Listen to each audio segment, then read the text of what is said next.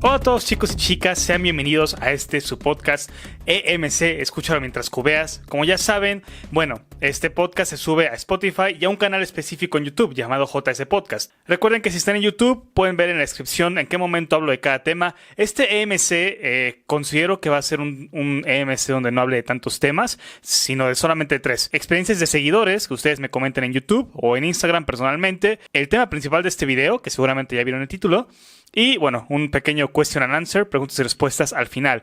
Así que bueno, la verdad, este EMC, como ya saben muchos, cuando escribo los EMC, no escribo un guión y no leo nada prácticamente, solamente escribo ideas, temas principales y todo lo demás sale de mi cabeza. Así que creo que cuando estaba escribiendo las ideas de este EMC, me acordé de muchas cosas y bueno, ya saben, muchas personas, tal vez tú, probablemente, aman recordar las cosas buenas. Obviamente siempre llegan avances en cualquier aspecto, siempre las cosas mejoran, la tecnología en cualquier actividad, en cualquier deporte llega a mejorar siempre hay innovación y en el speedcubing no es la excepción. Es una actividad, un deporte mental que ha cambiado muchísimo y considero que ha crecido demasiado y mejorado mucho en muchísimos aspectos. En serio ha mejorado mucho y después de este podcast, los speedcubers nuevos o los que se están adentrando apenas en este mundo en general, van a darse cuenta de qué tan suertudos son. Realmente sí son un poco suertudos, porque hace 10 años el speed era muy diferente, muy malos muchos cubos, si no es que casi todos. Así que sí, este podcast va a ser de mis favoritos seguramente. Van a venir episodios que también les van a encantar con el tiempo y el siguiente episodio ya está 100% confirmado. Invitado especial a Speedcuber, Alejandro Romero. Yo sé que muchos pueden conocerlo, muchos no. Tal vez la mayoría lo conocen. Es un Speedcuber muy bueno a nivel nacional aquí en México. También es un creador de contenido en YouTube de Speedcubing o YouTuber, como muchos lo conocen. Y es un gran amigo. Es de los 3 canales más grandes de Speedcubing en México y va a ser un honor tenerlo aquí en el podcast. De hecho, él puso en una historia de Instagram, etiqueten a JScuber para que hagan el spam, para que sepa que quiero que me invite o bueno, para aparecer en su podcast. Algo así puso. Obviamente yo lo vi y bueno, le contesté. ¿Quieren que invite a Speedcuber? Obviamente lo iba a invitar. Y sí, de hecho era un plan que estuviera aquí en los primeros 5 o 10 episodios. Y AR entonces va a estar en el siguiente episodio. Vamos a hablar de un tema muy tal vez no polémico en el mal aspecto, sino un tema en el que muchísimos de ustedes se van a sentir identificados. Ya verán de qué es, pero les quiero crear emoción, les quiero crear hype para que sepan que va a ser un buen podcast. Yo creo que el mejor episodio hasta ahora va a ser el 5º episodio porque va a haber un invitado especial, AR. Y bueno, en otros episodios voy a estar yo solo, en otros episodios van a estar amigos Speedcubers. Les comento una vez que este episodio va a tener una parte 2, tal vez parte 3 con Speedcubers de antaño, amigos de Speedcubers de antaño, así que va a ser mucho más padre con retroalimentación de otros compañeros Speedcubers. Y de vez en cuando voy a estar con un amigo que va a estar aquí comúnmente llamado Abraham, que es un Speedcuber. Así que bueno, para que no siempre esté yo hablando solo, les comento una vez que de vez en cuando sí van a haber invitados. Quisiera decirles rápidamente que bueno, en YouTube justamente en este momento, en este día, voy a sortear 2 Gantar 56XS y un Bag 3x3. Cada mes, a fin de mes o inicios de mes, sorteo 1 o 2 o 3 cubos incluso a nivel internacional. Yo pago el envío y literalmente te puedes hacer miembro o unirte al canal por solamente $1. Puedes por $1 ganar literalmente un cubo de 50, 60 o hasta más dólares. Así que en verdad también esto me ayuda mucho. Hay más beneficios como insignias, emojis exclusivos, salir en mis videos en la mayoría de ellos, acceso especial en el Discord, que ya hay Discord de JScuber, lo pueden ver en la descripción. Los que no sepan qué es como un chat donde todos hablamos de speedcubing en general. Tienen acceso especial a Discord, live streams exclusivos que van a empezar ya en unos días y acceso a videos detrás de cámaras que bueno, pronto van a subirse, como en unos 2 o 3 días va a ser el primer detrás de cámaras. Así que bueno, en la descripción les dejo eso, acerca de Discord también en la descripción. Y ya, para terminar con el spam, en Twitch estoy casi todos los días ahí hablando de speedcubing el 90% del tiempo. De vez en cuando ya es como cuando ya acabamos de hacer speed, cuando ya nos relajamos un poco, pues juego videojuegos, incluso muchas veces con ustedes. Así que bueno, sin más que decir, el siguiente episodio, el martes siguiente, EMC con AR Speedcuber, ¿vale? Así que comencemos. Como pueden ver en el título de este video así es, chicos y chicas, cómo era el speedcubing hace 10 años.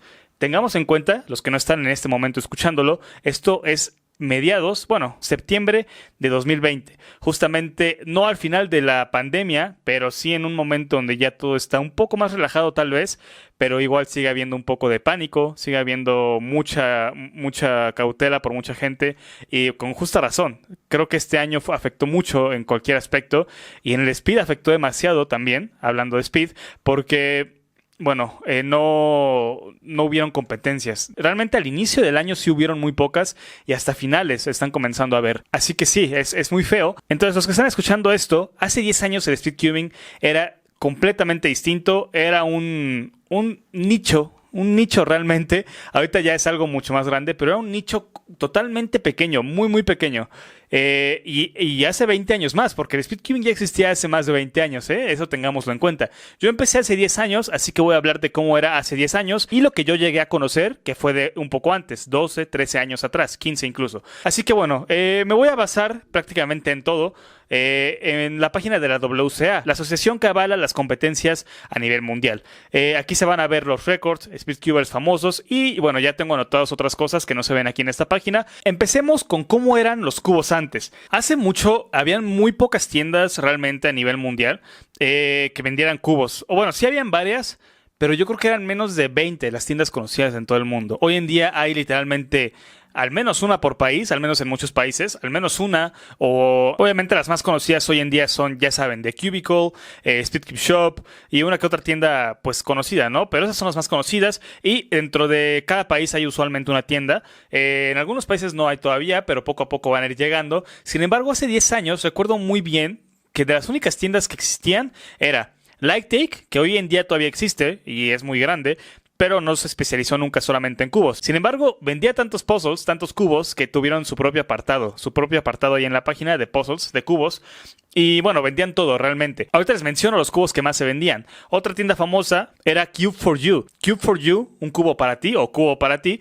Cube4U fue la tienda que yo creo que más popular se hizo en esos años, hace 10 años, 2010, 2009, 2011. Muy popular, ahorita les digo también por qué. Mefferts todavía existe obviamente y es muy grande, pero en ese momento ya existía y ha cambiado mucho esa tienda. Rubik's es otra tienda que ha cambiado también muchísimo. Pero ¿por qué les digo que Cube4U fue tan popular? Cube4U era una tienda en línea, todavía existe, de hecho me acabo de dar cuenta que existe, pero ya es muy pequeña. Era una tienda muy popular porque tengo entendido que lo que lo hizo popular era que tenía cubos de muchas bases y eran de los pocos cubos buenos de Speed que habían. Me acuerdo que habían cubos en base azul, base, no sé cómo sea el color, pero era como verde fosforescente que brillaba en la oscuridad, era como ese color, como verde fosforescente. Habían bases literalmente doradas, plateadas, transparentes, o sea, esto ya hace mucho no lo veo. Pero Cube4U fue de las pocas tiendas, de las muy muy pocas, que vendían esos cubos. Transparentes, base roja, cualquier color que te imagines existía. Y hoy en día también existe, ¿no? En algunos cubos. Pero si se dan cuenta, hoy las marcas que lanzan ese tipo de cubos, ese tipo de bases de color, son cubos edición especial. Por ejemplo, GAN de repente lanza un cubo edición especial azul transparente, o Moju uno verde transparente, o alguno transparente completamente, pero solamente porque es edición especial. No lo lanzan como si fuera para todo el mundo, ¿me explico? No es como edición ilimitada. En ese momento, hace 10 años, sí, Cube4U hacía de todos los tipos de cubos que se imaginen, 3x3 sobre todo, y en esta tienda, junto con Liketake y otras pocas que existían, los cubos más populares que siempre abundaron en esos años fueron los siguientes. Los cubos con la palabra tipo, o sea, cubo tipo A, cubo tipo C, creo que había cubo tipo D, cubo tipo F, que era de los mejores, en mi opinión. Creo que eran muy diferentes. Nunca encontré yo, personalmente, una guía para saber qué tenían de diferente, ¿no? Literalmente tenías que ver de las pocas reseñas que habían, porque habían muy pocas en YouTube, poquísimas, y muchas en mala calidad, obviamente. Tenías que ver reseñas, o si no, literalmente comprarte los cubos, que la verdad no eran caros, pero sí era, pues, tanteo, casi, era como, ya si no me gusta ni modo. Muchas veces me pasó eso, a mí y a otros colegas nos pasó que comprábamos un cubo y creo que de los peores era el tipo D, no recuerdo si había tipo D, pero no era ni el A, ni el C, ni el F, esos eran los buenos, pero había otros tipos de cubos que eran muy malos. El speed no era tan grande como ahora, que incluso algunos de esos cubos, los tipo A, tipo C, etcétera, venían literalmente no se vendían en una caja, ya el cubo ahí ensamblado y todo. Se vendían todas las piezas separadas, todas. y como en un panel, o sea, todas las piezas puestas en un panel, menos los tornillos, eso venía un poco separado, pero todo venía en un panel y tú tenías que ir despegando las piezas y bueno, quitarles no sé, no me acuerdo cómo se llama, pero la parte que sobraba del plástico la tenías que lijar. O sea, imagínense eso. Los cubos tipo A, tipo C y eso sí venían así la mayor parte de las veces. Me acuerdo que muchas veces los compraba. También se vendían de vez en cuando ya las piezas separadas, pero muy pocas veces llegabas a encontrarlos. Muy, muy pocas veces los cubos armados, que te los vendieran así. Muchas veces si estaban así era porque te lo vendía alguien localmente o en un torneo alguien ya lo había armado y te lo vendía armado. Pero usualmente era o todo el panel y tú tenías que quitar las piezas y luego lijarlas, o las piezas por separado, el cubo no estaba armado. Así que sí, desde este momento ya vemos que el Speed ha cambiado mucho, ¿no? Como los cubos, o sea, uno no se imagina hoy en día, de hecho, como les digo, cuando escribí este podcast, este guión, estas ideas, me acordé y me quedé en shock. O sea, uno no se imagina, como les digo, que podían venderse los cubos así, en piececitas. Es como, no lo sé, se me hace muy extraño tan solo de pensarlo. También era muy complicado, muy, muy complicado ajustar a veces los cubos.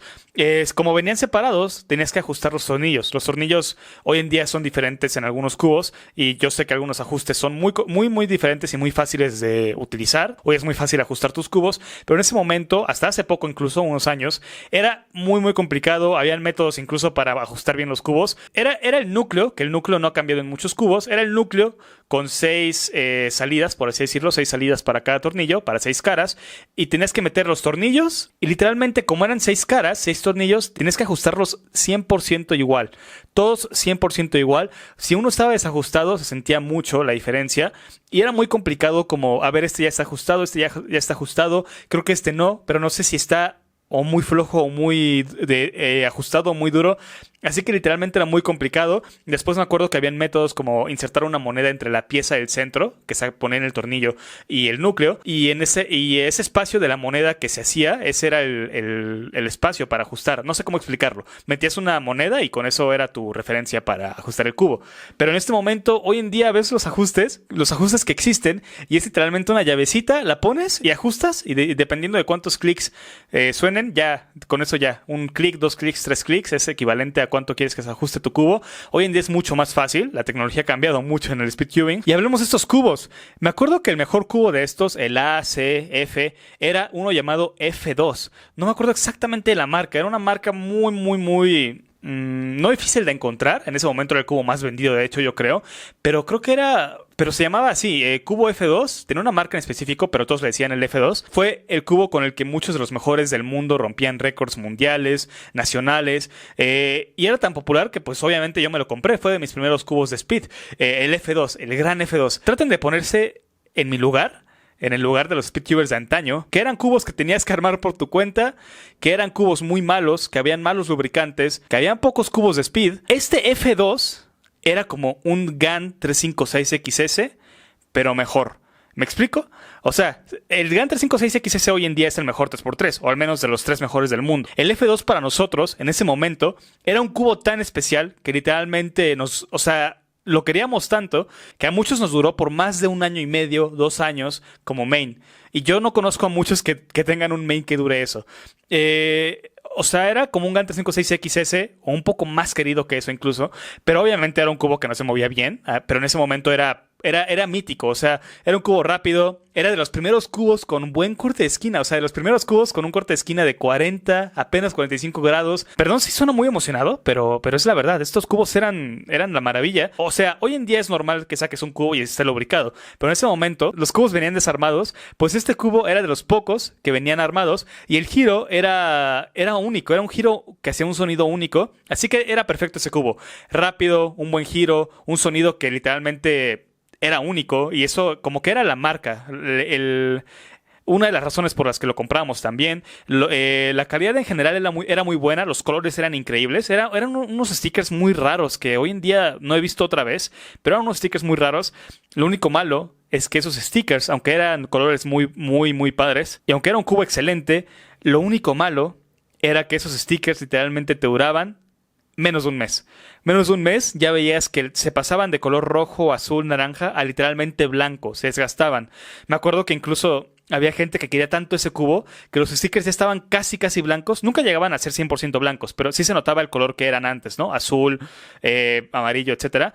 Pero sí llegaban a verse muy claros. Y como sí se notaban esos colores, pues sí se permitían en competencia. Pero literalmente era tan querido ese cubo que aunque los stickers fueran tan malos, la gente seguía usando ese cubo. Y bueno, obviamente había gente que compraba stickers para el cubo y los ponía, pero no era lo mismo.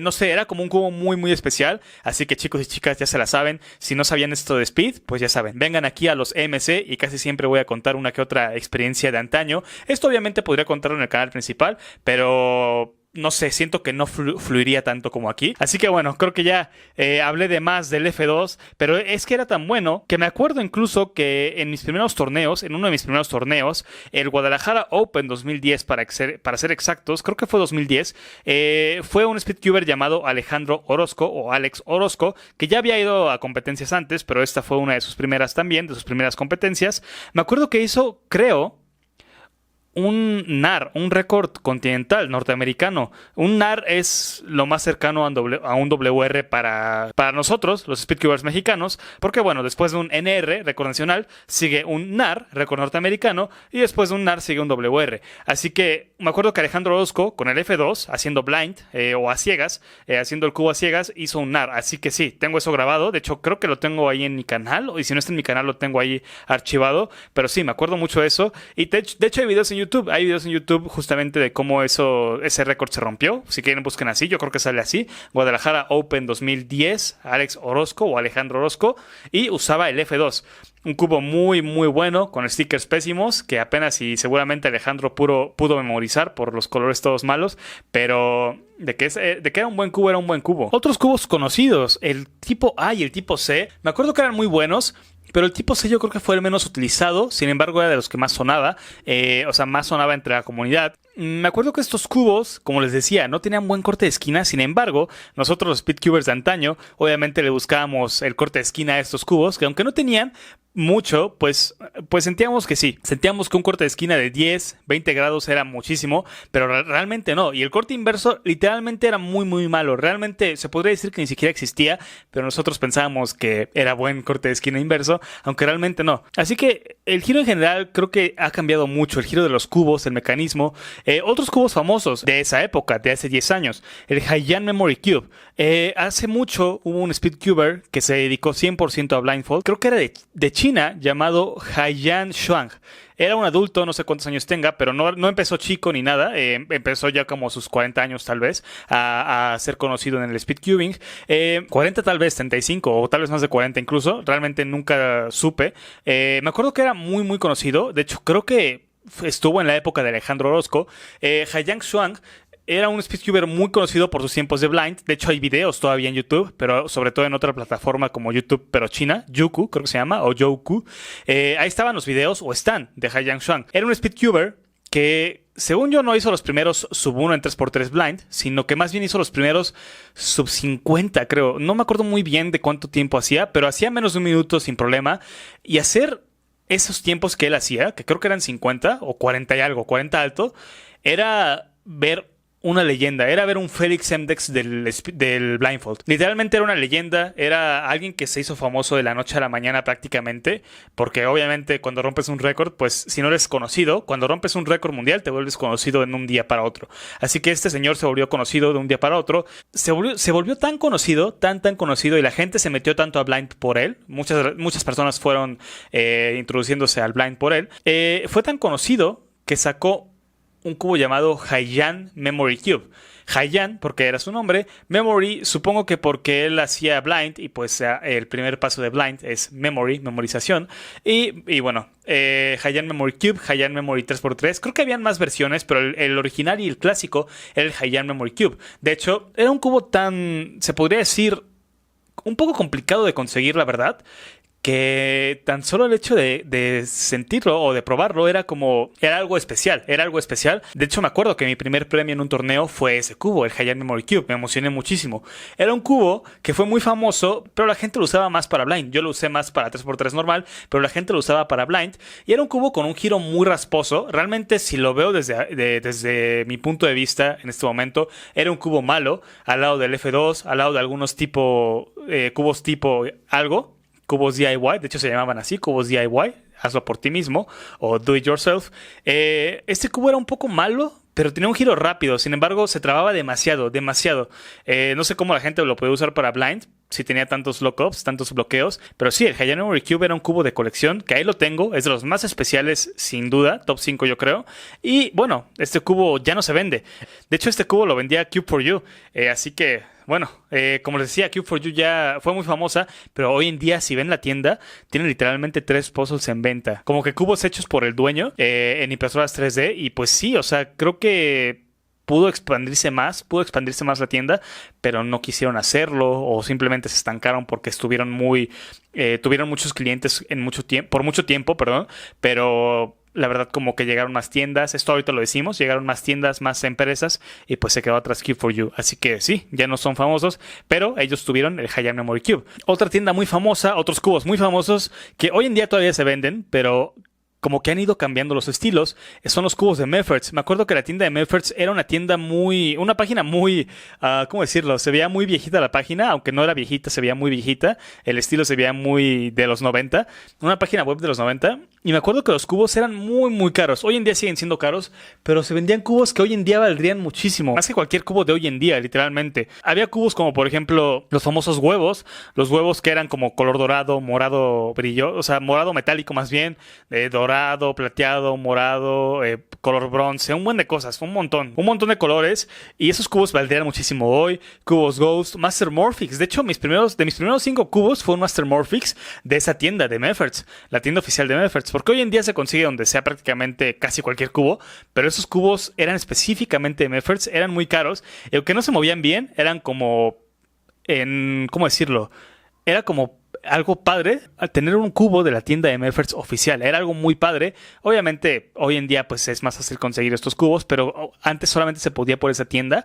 Así que, bueno, esa tienda era muy conocida. Hoy en día también lo es, pero como ya se distribuyen más los cubos, pues ya no tienen que venderse desde a fuerza de esa tienda. Otros cubos eran los cubos cabeza. No sé cómo se llaman. Cubos cabeza... Head Cubes, no sé, pero siempre fueron 2x2. Habían cubos de Mickey Mouse, de Darth Maul, de Star Wars, de cualquier personaje que puedan pensarlo. Eran como los Funko Pop, pero del Speed Cubing. Me acuerdo que existían. De Homero Simpson fue de los más conocidos, de hecho. Habían muchísimos. Bueno, de hecho no habían tantos, pero sí habían varias versiones. Y hoy en día valdrían mucho los originales. Más obviamente, si están dentro de su caja. Pero me acuerdo que yo nunca tuve uno de esos, porque no los busqué tanto. Obviamente prefería hacer Speed en vez de coleccionar. Pero la verdad, si esos cubos me los ofrecieran hoy, si los aceptaría, los compraría para que, pues, obviamente mi colección me valiera más. Pero sí, los cubos de 2x2 cabeza eran muy conocidos, son muy conocidos y hoy ya no se venden como antes. Si sí los encuentras, pues la verdad tienes mucha suerte, pero según yo ya no se venden. Al menos ya no son tan comunes. Realmente apenas, y hace años recuerdo que vi pocos de esos cubos en algunas tiendas, pero muy difícil encontrarlos. Otra marca era QJ. QJ hoy en día existe todavía. Es de las tantas empresas de Speed Cubing que se quedaron atrás por Moju, por Gant, por Mofangé, pero sí.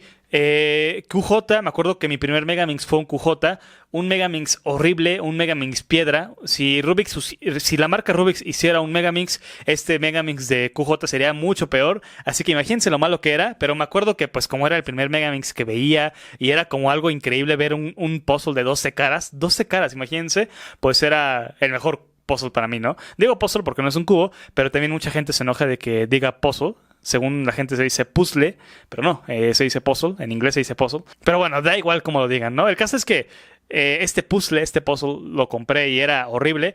Pero habían más cubos, me acuerdo. 5x5 fue de los pocos cubos de QJ que no fueron tan malos, pero obviamente llegaron muchos cubos después. 4x4 tenían, 3x3, 2x2 creo que tenían. Habían pocos que tenía QJ, pero era la marca más conocida. Sin embargo, viéndolo hoy en día, eran muy malos. Creo que en este orden sería de mejor a peor. Los tipo F, luego los otros tipo A, tipo C, luego el Heian Memory y luego el QJ, así de malos eran. Otra marca muy famosa, que hoy en día todavía existe también, pero es como QJ, fue el efecto QJ con esta marca, la marca Diansheng.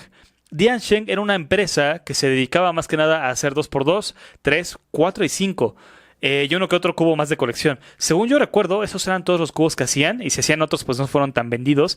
Había un 3x3 que vendían que era muy chiquito. Era el más chiquito en ese momento en todo el mundo. Otros más chiquitos, al menos en venta a nivel mundial. Era muy bueno. Era un cubo que sí era muy rápido. Sacaron un 2x2 que era un 2x2 muy raro. Era un cubo que literalmente era imposible predecir si te iba a tocar un buen 2x2 Diansheng o un mal 2x2 Diansheng. Sacabas el cubo de la caja y puede ser un giro muy rápido o un giro muy lento. Tan lento que literalmente ni siquiera lubricándolo o usándolo mucho tiempo iba a mejorar mucho.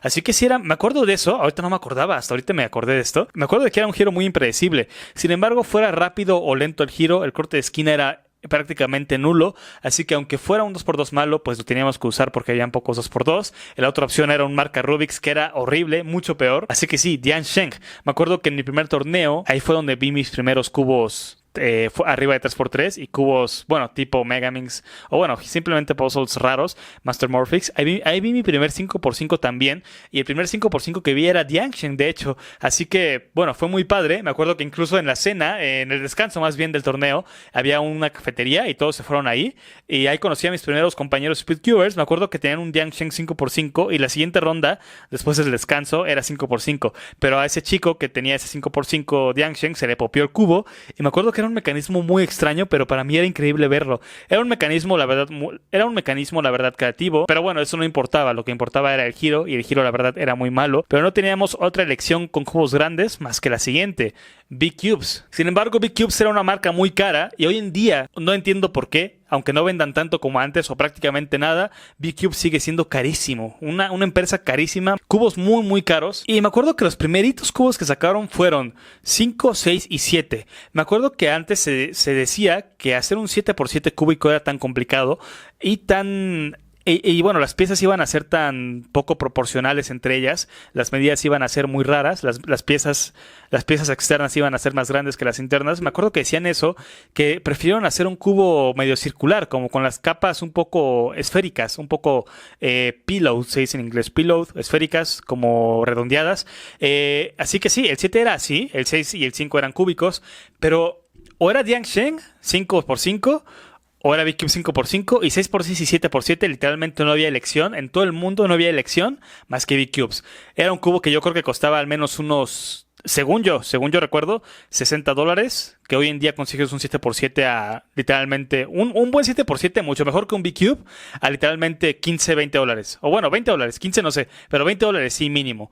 Y consigues 7x7 imantados a un precio mucho menor del B-Cube de ese momento. Hoy en día el B-Cube sigue costando creo que lo mismo, así que era una empresa muy extraña, pero no teníamos otra elección para practicar 7x7 más que 6x6 y 7x7 B-Cubes. Así que eran cubos horribles, en serio, o sea, lo pienso y me molesta, me da enojo cómo cubeábamos con eso, y aún así habían récords mundiales buenos con esos cubos, ¿saben?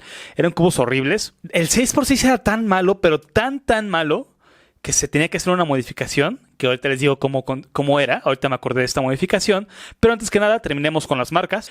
Pasamos a Rubik's. Rubik's es la empresa obviamente más antigua del mundo, literalmente la primera empresa de cubos del mundo. Tengo entendido que antes no se llamaba así, según yo era Toys LCD o algo así, pero después pasó a nombrarse Rubik's, y bueno, es la empresa número 1. La verdad, yo considero que sí es la empresa que más vende cubos, o al menos top 3 en todo el mundo.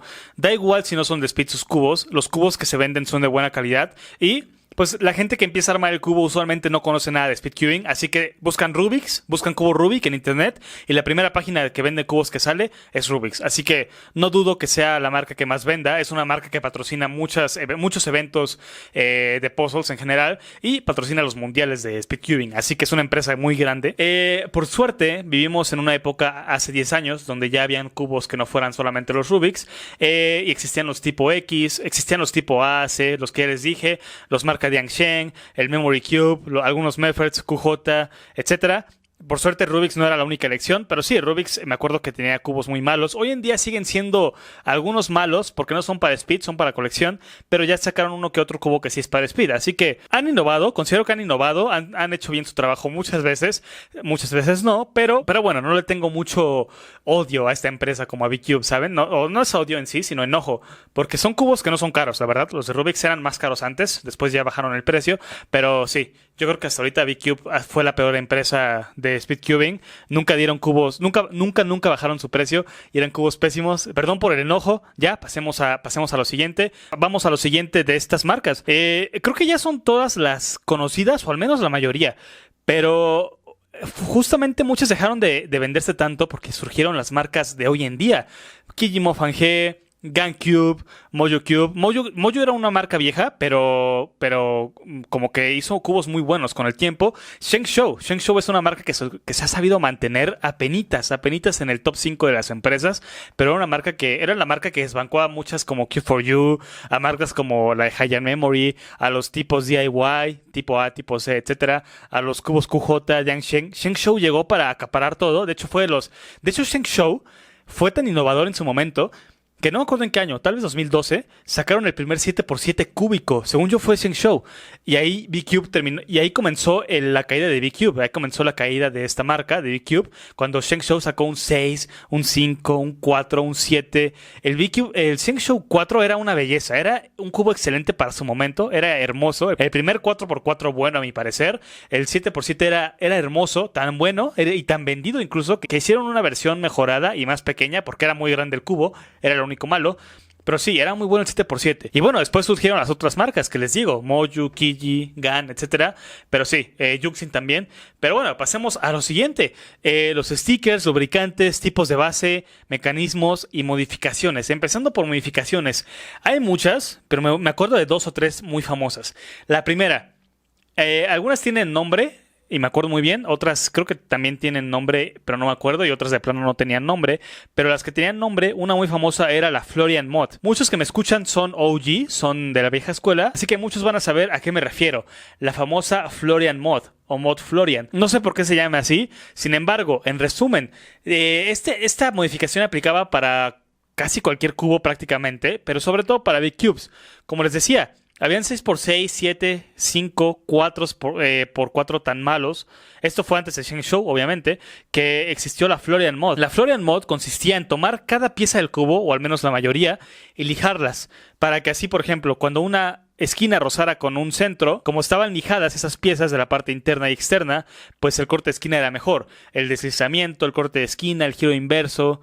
El corte inverso, perdón. Pero tenías que gastarte horas y horas, y algunos incluso tardaban muchos días en terminar una Florian Mod. Y pues el giro sí mejoraba, pero no creo que... Pero siento que sí era mucho trabajo. Literalmente tomaba mucho tiempo. Y era lijar así las piezas como muy curviadas, dejarlas curviadas. Hoy en día es muy común ver a un cubo B-Cube con las piezas curviadas. ¿Sí? Si las ves bien están curviadas. Pero en ese momento eran todos los cubos con las piezas 100% cúbicas. Así que la Florian Mod hacía que los cortes de esquina mejoraran mucho. Otra modificación, que no me acuerdo cómo se llama, pero la popularizó un youtuber llamado Me, Myself and Pi en YouTube. Y era un chico que hizo una modificación, no sé si fue el primero, pero fue el que lo popularizó, en 6x6. Esto era para 6x6, cuando no existían otros 6x6 más que el de B-Cube, y esta modificación era muy arriesgada. Literalmente, yo creo que a uno de cada 3 les sería bien esta modificación. Solamente en mi vida conocí a 2 o 3 personas, imagínense, que hicieron bien esta modificación. O sea, era tan complicada esta mod que bueno, era muy arriesgado, podías echar a perder tu cubo, y de hecho me pasó con 2 6x6. Bueno, el caso es que, bueno, antes mi papá patrocinaba mis cubos, él me los compraba, y me acuerdo que me compró un 6x6, mi primer 6x6, y era un B-Cube, obviamente. Era un giro muy malo, muy malo, y bueno, busqué modificaciones para 6x6, y me acuerdo que estaba esta modificación que fue conocida, donde la verdad no recuerdo muy bien cómo era, pero fue la primera vez que vi que alguien metía arena o tierra en los cubos. Creo que era más que nada arena. Consistía, no me acuerdo de los pasos en orden, pero creo que tenías que meterle arena al cubo, literalmente arena, y girarlo muchísimo, literalmente docenas y docenas de solves, o al menos lo equivalente en giros al azar, para que esa arena se diluyera al 100% y el cubo quedara lijado. O sea, era como para hacer un breaking in muy extraño, pero era muy arriesgado. y literalmente tenías que estar ahí horas y horas por varios días para que se lijara bien el cubo. Lo siguiente que se tenía que hacer, creo que era lo siguiente, era como usar un tipo aguja o algún tipo de metal, no me acuerdo, muy delgado, creo que era aguja. Y la verdad no me acuerdo, chicos, por algo no me salió bien, pero me acuerdo que tenías que meter esa aguja en alguna parte del 6x6 y no sé qué hacía en el tornillo o en las piezas centrales que hacía que el cubo fuera como más flojo. Este cubo, al estar más flojo, pues giraba mucho mejor. Se podían ajustar los tornillos también, pero haciendo esta modificación era mucho mejor el giro. Así que, bueno, en general era eso, como ponerle arena, ponerle tornillos, un buen de cosas. Tenías que, de hecho, poner ese tornillo o ese metalcito, esa pieza de metal, y pegarla con silicón o un pegamento muy fuerte. Así que literalmente si ese pegamento se deslizaba a otras piezas, bueno, valía tu cubo para siempre. De hecho, me pasó con mi primer 6x6, lo arruiné por el pegamento y compré otro y me salió mal también. Pero en general era tan difícil esa modificación que, como les digo, solamente conocí 2 o 3 personas que tenían esa modificación bien hecha y era un cubo que en su momento, la verdad, considero que incluso hoy en día sería muy buen cubo, un muy buen 6x6. No sé cómo lo hicieron, era un cubo muy difícil de hacer, pero era una modificación muy complicada, pero si la hacías bien, literalmente tenías el 6x6 más bueno del mundo. Por suerte llegaron más cubos, como decían Show, Moju, etc. Estoy tratando de acordarme de más mods populares, pero creo que esas eran las 2 más conocidas. La Floren mod, que era para lijar las piezas, y la otra mod, que era para que el giro del 6x6 girara, bueno, fuera mucho mejor. Acerca de los stickers, bueno, creo que la calidad no ha cambiado porque siempre han habido buenos stickers. De hecho, me acuerdo que antes era muy, muy, muy común que se vendieran en masa los stickers, muy, muy común. Hoy en día pues existen los cubos stickerless, pero en ese momento, esto tengámoslo en cuenta, no existían los cubos stickers hace 10 años, no existían. Me acuerdo que era tan innovador, o sea, en el aspecto visual era algo tan nuevo que incluso la WCA no aceptaba cubos stickerless. Por el primer año no aceptó cubos stickerless en competencias.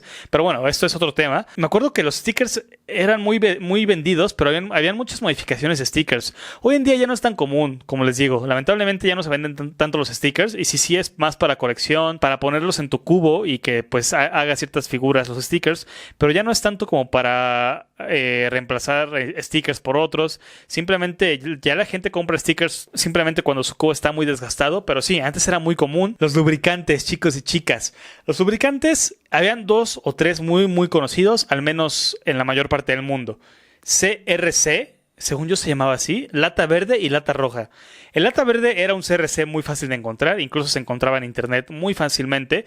Era una lata que literalmente ahorita tengo un CRC todavía y no me lo acabé jamás. Era una lata tan duradera que no me lo acabé en 10 años. Obviamente dejé de usarlo hace como 5, pero pues sí lo usé por mucho tiempo. Obviamente no era un lubricante hecho para cubos, o sea, era un lubricante hecho para, tal vez para carros o algo por el estilo. Algo así, para maquinaria. Pero era un lubricante que se usaba para cubos y había uno llamado CRC lata roja que, según muchos, era el mejor lubricante del mundo. Yo la verdad no lo compré jamás porque era tan difícil de encontrar que pues en todo este tiempo que cubié, o bueno, esos primeros años jamás lo pude comprar. Ya después lo llegué a probar alguna vez y según yo sí recuerdo era mucho mejor que el verde, así que tener el verde era como la única opción, lamentablemente, pero cuando veías una lata roja era como ver algo legendario, algo nunca antes visto, era hasta emocionante casi. Había más lubricantes, de hecho me acuerdo que uno de los más famosos fue el lubricante Lubix Lube. Era tan famoso que tenían su propia página. Era incluso la primera empresa de cubos, o de las primeras, que patrocinaba a Speedcubers. Una empresa de lubricantes nada más, patrocinaba a Speedcubers. A Kevin Hayes era uno de los que patrocinaba. Según yo, alguna vez patrocinó a Felix Sendex. Esto era antes de que Moju y GAN y todas esas marcas tan siquiera fueran famosas, ¿eh? Así que Lubix fue el lubricante más conocido de ese momento junto con los CRC. Había uno que otro también de la tienda Stiren, no me acuerdo cómo se llamaba, Winlube, algo así. Habían más lubricantes muy malos, pero esos eran los más comunes. El Lubix y los CRC. Y después salió el Maru. El Maru sigue perdurando hoy en día. Lleva muchos años, mínimo unos 5, 6, 7 años. Hoy en día pues ya salen lubricantes nuevos cada mes. Hay tiendas que tienen literalmente lubricantes 100% para cubos. En ese momento recordemos, muchos no eran para cubos, eran para maquinaria en general. Pero ya hoy en día existen muchísimos. Existen líquidos, existen un poco espesos. Pero sí, hay muchos lubricantes. Hay ya para todos los gustos. Incluso de todos los colores, literalmente. Y sí, ha cambiado mucho eso, chicos y chicas. Las bases de color, esto como les digo ha cambiado también mucho. Antes existían de todos los colores y era muy, muy fácil ver un Cube for You de cualquier color, pero después me di cuenta que con el tiempo fueron desapareciendo esos colores en los cubos. Supongo que por obvias razones, ¿no? O sea, no es como que un cubo base amarilla, base morada, base azul, venda más que un cubo base negra. Y bueno, con el tiempo fueron desapareciendo, quedaron los cubos base negra y blanca, surgieron los stickerless, después fueron los más vendidos esos tres, y después hoy en día solamente se venden por lo regular base negra y base stickerless, ya no hay base blanca casi nunca, así que sí, las bases cambiaron mucho, pero sin duda alguna creo que lo que más cambió fue el mecanismo. El mecanismo definitivamente es lo que hizo que los cubos pasaran de un nivel a otro completamente diferente. El mecanismo hizo que todo cambiara. O sea, da igual, a fin de cuentas, los stickers, da igual si hay 10 tipos de cubos diferentes, las bases de color. Mientras el giro fuera malo, no importaba. O sea, no importaba realmente qué cubo te compraras. Los tiempos nunca iban a poder ser tan buenos como uno quisiera. Así que sí, el mecanismo fue lo que hizo que el corte de esquina fuera mejor, el giro fuera más rápido, el cubo fuera más estable. Los mecanismos han cambiado muchísimo. Las piezas antes eran, como les digo, eran 100% cúbicas y con suerte encontrabas cubos con algunas esquinas redondeadas, pero eso era muy poco común. Después se empezaron a sacar a la venta cubos más con mecanismo diferente y justamente aquí entran las marcas famosas, Moyugan, Kiji.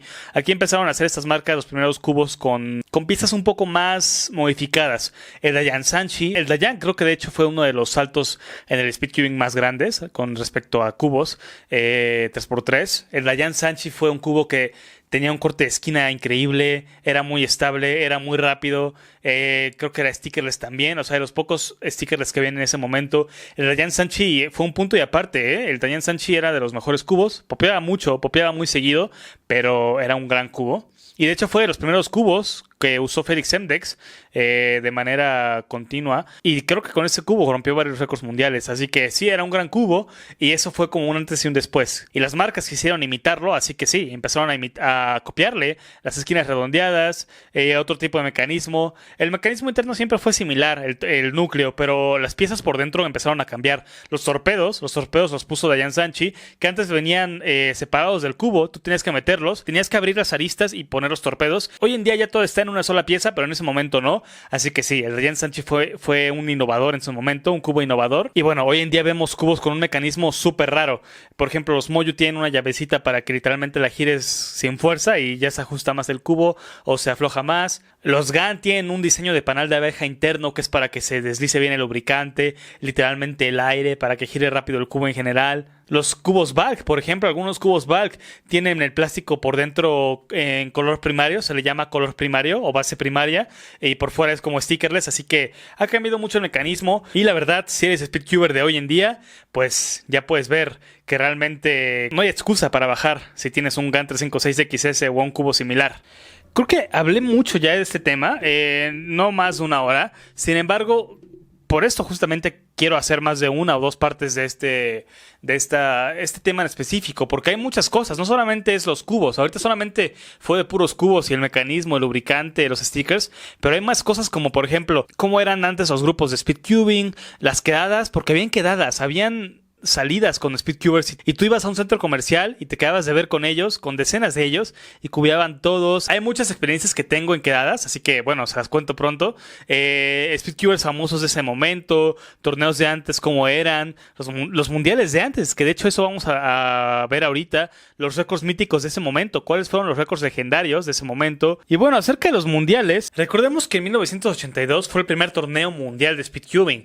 El cubo se empezó a popularizar en los 81, año 80, año 82, pero en el 82 fue el primer torneo y de hecho fue patrocinado por la marca Rubix. Erno Rubik estuvo ahí incluso, obviamente, y el torneo fue en Budapest, Hungría, en donde se creó el cubo por Erno Rubik. Fueron solamente, lean esto, escuchen esto más bien, 19 participantes de todo el mundo, 19. Ahorita les digo cuántos competidores hay hoy en día en los torneos mundiales, así que 19 competidores, el mejor de ellos fue el ya conocido por muchos, Mintai. Mintai hizo un tiempo de 20 segundos, que imagínense esto, hubiera sido el primer sub-20 de la historia si hubiera hecho un 19, pero fue 20 bajo su tiempo, así que sí, fue el primer torneo en el 82. Y si en este momento nos quejamos por los cubos de hace 10 años, imagínense por los cubos de hace 40 años. O sea, suena raro tan solo decirlo, 40 años. Literalmente solamente había un cubo, el de la marca Rubik's. Y si lo ven ahorita, si ven esos videos de esos cubos de antes, era un cubo pésimo, que literalmente no estaba hecho para Speed. Era un cubo para aprender a armar el cubo y ya. O sea, no era para Speed y la gente aún así pues lo usó para Speed. Obviamente no había otra opción, pero si en esos tiempos hubiera habido un GAN, por ejemplo, yo siento que hubieran hecho tiempos de 15 segundos incluso. Así que sí, eran cubos muy malos. Pero bueno, obviamente los torneos han cambiado demasiado. En ese momento fueron 19 personas. Y el siguiente torneo no fue hasta sino 21 años después. Pueden creerlo. Esto yo sé que algunos lo saben, pero muchos no. El siguiente torneo fue en el año 2003 y se llamó World Rubik's Games Championship 2003. Eso se me hace raro, no lo sabía. Se llamó Rubik's Games en vez de Rubik's Cube. O sea, campeonato mundial de los juegos de Rubik en vez del cubo de Rubik. Qué extraño, ¿eh? Tal vez por cuestiones de copyright, tal vez. Y me acuerdo que esta anécdota la contó el creador de la WCA. Me acuerdo que alguna vez contó en una entrevista que él junto con otros pocos speedcubers, cuando surgió el internet apenas, por medio de una aplicación de chat, comentaba con otros cuberos de todo el mundo que deberían haber torneos, que deberían volver a surgir los torneos de speedcubing. Y sí, en efecto, se juntaron. Eran de diferentes países los cofundadores de la WCA, pero se juntaron y a fin de cuentas en Canadá, aquí dice que fue en Canadá, Toronto, Canadá, en 2003 fue el primer torneo. Aquí pasaron de 19 competidores a 88. Obviamente, mucha más diferencia. Y las categorías ya no fueron solamente 3x3. Fueron 3, 4, 5, Blindfold, Multi-Blindfold, One-Handed, Clock, Megaminx, Pyraminx, Square One, 4 Blind, 5 Blind. Y hay otras dos categorías que nunca había visto el símbolo, pero porque esta categoría ya no existe y son Magic y Master Magic. Ok, recordemos que estas categorías ya no existen porque no se consideran puzzles como lo son 3x3 o 4x4. Literalmente era un panel que lo girabas y se armaba. Lo girabas inversamente y se revolvía. O sea, era lo mismo siempre. Por eso se cancelaron esas categorías. Pero iban 88 competidores y el mejor del mundo en ese momento fue, veamos aquí, el chico conocido como Dan Nikes. Dan Nikes hizo justamente un promedio de 20 segundos, pero fue muy muy épico porque hizo 20.00 segundos de promedio, así que bueno, no pudo hacer el primer sub-20. No sé si fue el primer sub-20 después, pero el primer sub-20 no pudo hacerlo, hizo 20.00. De hecho, aquí en este torneo fue Jessica Friedrich y una que otra leyenda también. Jessica Friedrich creó el método Friedrich, o al menos juntó todos los casos para hacerlo como un método, el método Friedrich o método CFOP. Otro chico llamado Makizumi, Shotaro Makizumi de Japón, conocido como Miki, fue una de las leyendas de esos momentos, hace como 15 años, justo antes de Felix Sendex, de Yuna Kajima, de otros chicos, pero sí, era de los más conocidos. Y aquí estoy viendo otro muy conocido, Chris Hardwick.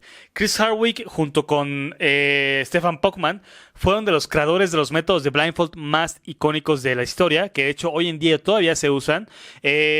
Fueron de los primeros en hacer blind con cubos grandes, 5x5, 6, 7. Fueron de los primeritos, así que a estos chicos se les debe mucho, aunque no sean muy conocidos.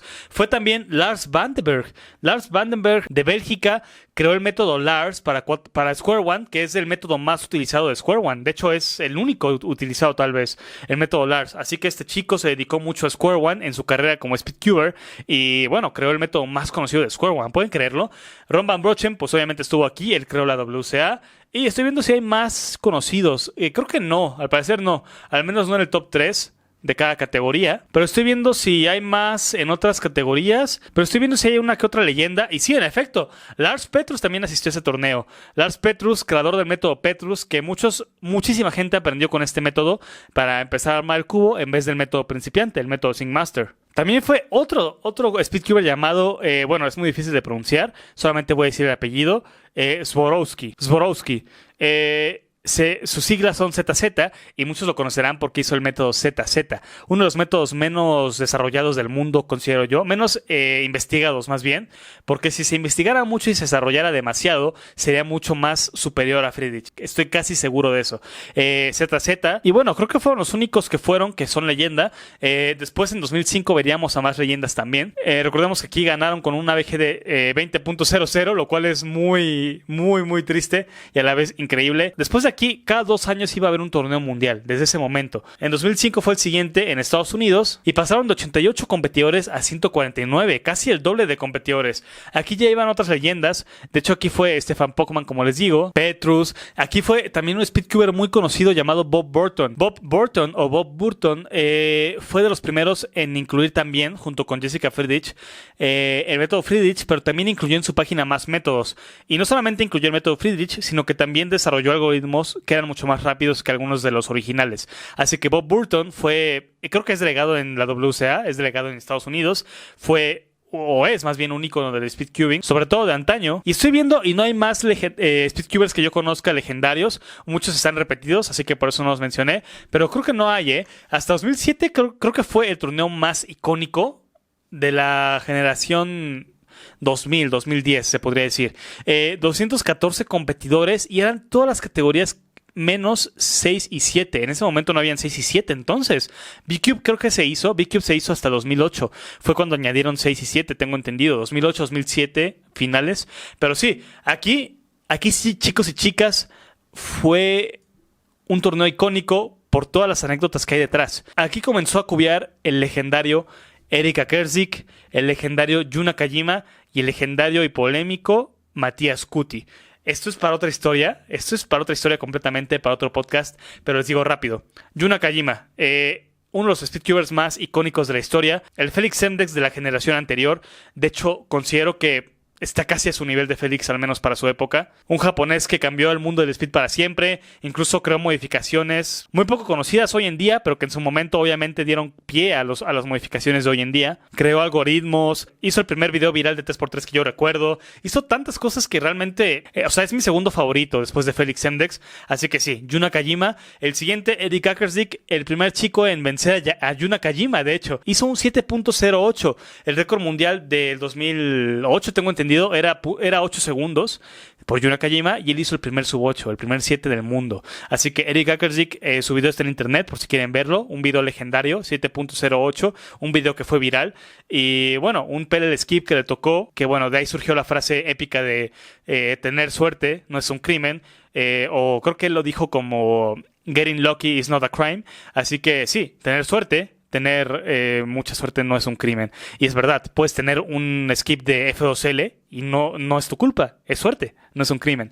Así que sí, él hizo esa legendaria frase. Y el legendario Matías Kuti, que les digo rápido. Matías Kuti fue una leyenda, un speedcuber legendario, que la verdad yo no supe mucho de él porque cuando empecé yo, él ya no cubeaba casi nada, pero hacía tiempos increíbles, estaba casi al nivel de Nakajima, pero en Blindfold hacía tiempos literalmente adelantados a su tiempo por mucho. Sin embargo, en resumen se los cuento, porque obviamente en otros podcasts se los voy a contar más a fondo. Matías Kuti fue conocido por sus tiempos, pero sobre todo porque en Blind hizo trampa. Si muchos ven hoy en día las competencias, cuando alguien está haciendo blindfold o cubos a ciegas, tiene que usar una venda y abajo de la venda un juez le pone una tabla, un papel, una cartulina para que no vea. Esto fue por Matías Kuti. Matías Kuti hacía tiempos tan adelantados a su época que bueno, la gente empezó a sospechar, empezaron a analizar los subs y bueno, según yo recuerdo que dijeron, en alguna entrevista Matías Kuti, muchas veces para no demostrar que hacía trampa, quedándose pausado en sus subs, lo que hacía era llegar a cierto punto en su sub y si se trababa en algo, revolvía el cubo otra vez. Y lo volvió a armar, o al menos revolvía gran parte de él. Así que los jueces empezaron a notar que no era un comportamiento muy normal. Ningún método consistía en revolver tu cubo y volver a armarlo. Así que sí, descubrieron que hizo trampa, borraron todos sus tiempos de la WCA, o más bien lo pusieron como DNF todo. Y bueno, obviamente fue baneado, no sé cuánto tiempo, pero a partir de ahí se empezaron a usar más cosas en las categorías de Blind. La cartulina, fueron más estrictos los jueces. Y sí, Matías Kuti, la leyenda por sus tiempos, que eran buenos en N por N, pero en Blindfold, la verdad, hizo trampa. Y bueno, un tramposo histórico, la verdad. Un tramposo histórico, torneo 2009. Ese torneo fue cuando yo empecé apenas a conocer un poco del speedcubing. Ese torneo me acuerdo que lo vi en internet y fue un parteaguas en mi vida como speedcuber. Octubre 9 al 11 de 2009, en Alemania, fueron 327 competidores. Y aquí el ganador ya no fue Eric. Todos pensaban que iba a ser Eric Akersvik o Yu Nakajima, pero creo que él no fue. Pero fue otro chico que fue legendario en su momento, Brendan Balance de Reino Unido. Brendan Balance, siento que no duró mucho su nivel, porque siento que después dejó de cubear un poco, o simplemente llegaron muchos muy buenos. Pero bueno, Brendan Balance ganó. Aquí por primera vez veíamos a Rob Hessler a nivel mundial. Rob Hessler, un chico que en 2x2 era una bestia. De hecho, creo que hizo el primer ABG Sub 3. Era muy muy bueno. Creo que hizo también top 3 de single en esos momentos. Dan Cohen fue una leyenda junto con Yu Nakajima y otros speedcubers en Big Cubes. Hizo de los primeros sub 1 en Big Cubes. Aquí Félix apenas comenzaba a cubear. Yumu Tabuchi era muy famoso también por una mano. En ese momento promediar menos de 20 segundos en una mano era como hoy en día hacer como 9 segundos, 8. Así que sí, él promediaba 16, 15 segundos. Y bueno, al hacer 16 o 17 segundos de promedio rompía el récord mundial. Yohei Oka era... O sea, es que chicos y chicas, perdón por tanto que repito las palabras de era legendario, era mítico, pero es la verdad. Estoy hablándoles de puros chicos que eran legendarios. Yohei Oka, si se les hace conocido, es porque Oka es el método más famoso, o de los más famosos de Pyraminx. Yohei Oka lo hizo justamente, hizo su propio método y con esto ganó el campeonato mundial de en Pyraminx. Hizo 4.87 de promedio, lo cual en su momento era muy bueno, obviamente. Yohei Oka. Balin Bodor era de Hungría. Si no es el primer sub 1, al menos sí de los primeros sub 1 en Megaminx. Así que... wow, o sea, Balin Bodor era una leyenda. Mikael Halsuk, que hoy en día sigue cubeando, pero pues ya no es tan constante. Ya no he visto que suba videos o cubee tanto, pero sí, Mikael Halsuk. Y bueno, vamos al 2011. Yo creo que el 2011 es el torneo que entraría por último en esta lista de los torneos de antaño. 292 competidores. En ese momento habían más competidores que nunca. Me acuerdo que fueron en un auditorio en Tailandia, en un hotel de Tailandia. Y aquí estaban todas las categorías que se puedan imaginar. 2-7, Blindfold, One-Handed, Clock, con los pies, Magic, Master Magic. Era antes de que se cancelaran esas categorías justamente. Y aquí casi todas las leyendas que les dije pero fue una leyenda que jamás la vamos a olvidar. Felix Sendex, su primer mundial, y ganó literalmente 2x2, 4x4, 5, 6 y 7x7. Todos los N por N, pero en 3x3 quedó en tercer lugar. Se puso nervioso. De hecho, esta ronda es icónica. Fue contra un desconocido, Mikael Pleskowicz, y Mikael ganó. Félix ya era conocido desde 2010, yo creo, 2009 finales. Pero hasta 2011, pues él era el favorito. Y bueno, ya hasta 2013 se reivindicó Félix y ganó. Pero sí, este torneo fue icónico, 292 personas, casi 300 personas, y fue, la verdad, un torneo increíble. De hecho, Félix incluso, me acuerdo que cuando perdió, pues, se le salieron lágrimas. Ahí se hizo el primer sub 1 en 5x5 de la historia, pero fue muy épico porque estaban Yu Nakajima, Dan Cohen y Félix. Y literalmente en línea hicieron el primer sub 1 de 5x5 de la historia. Primero Dan Cohen, luego Yu Nakajima a los pocos segundos y luego Felix Sendex. Eso está en video, ¿eh? Y sí, fueron los primeros sub 1. Ver un sub 1 en 5x5 era algo que jamás había pasado. Era como presenciar algo... era presenciar una barrera romperse, una barrera mundial romperse. Así que sí, el primer sub 1 fue en ese torneo. Ese torneo muchos consideran que fue de los más padres porque era un lugar muy elegante, organización impecable, jueces 100% capacitados, te daban un buen de cosas gratis como playeras, cubos, una bolsa, una mochila, constancias, stickers, lubricantes incluso, pero era todo gratis. Y literalmente no pagabas casi nada por la inscripción, así que el premio fue el de los mayores que han habido en torneos mundiales, así que sí, un torneo muy, muy, muy increíble. Y ya después pues llegaron otros torneos, ¿no? Que esto se va a hablar después, pero por ejemplo en 2017 ya no fueron 300 personas como en Tailandia, en 2017 fueron 938 personas. El primer torneo con casi 1000 personas, chicos y chicas, casi 1000. Tuve la oportunidad de ir a ese torneo en Francia y aunque ya no cuenta como torneo de antaño, pues considero, aquí se ve cómo eran los torneos de antes y ahora, ¿no? De 100 personas, 200 a casi 1000. En 2019, pues fue un torneo mucho más lejos de todo, fue en Australia, así que a más personas se les dificultó ir y fueron 833, pero igual casi 1000 personas, así que sí, el speed ha cambiado mucho y bueno, chicos y chicas, me despido, ya no me dio tiempo de leer experiencias o preguntas y respuestas, pero espero que esto les haya gustado, díganme si les gustó y nos vemos en el siguiente podcast, ¿vale? Este tema da para muchísimo más, para al menos unos 5 episodios más, el speedcubing de antes, mínimo 5 episodios. episodios. Y bueno, traeremos aquí a otros speedcubers invitados, ¿vale? Así que los quiero. Nos vemos el siguiente podcast con AR. Y bueno, recuerden, sigan cubeando. Hasta la próxima.